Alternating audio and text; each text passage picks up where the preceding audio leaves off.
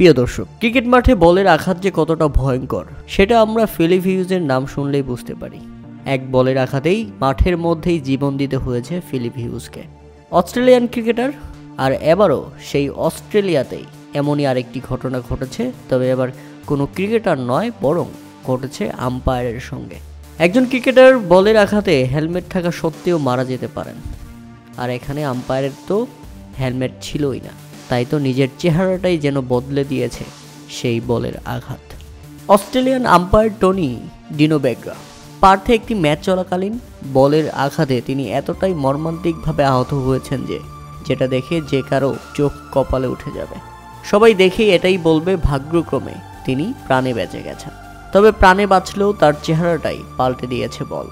North পার্থে একটি তৃতীয় বিভাগের ম্যাচ পরিচালনা করছিলেন এই আম্পায়ার, আর তখনই ব্যাটারের ব্যাট থেকে আসা বল সরাসরি তার মুখে আঘাত করে, মুখ থেকে চোখে। ভাগ্য ভালো তার মাথায় আঘাত করেনি, তাহলে হয়তোবা এর থেকেও খারাপ কিছু তার সাথে হতে পারত, যেতে পারত জীবনটা।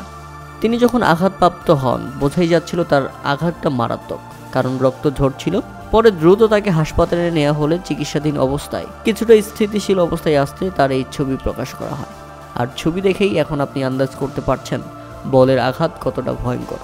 টনির মুখের এক পাশ ফুলে গেছে, নাক, চোখ, গাল ও ঠোঁট মারাত্মকভাবে আক্রান্ত হয়েছে।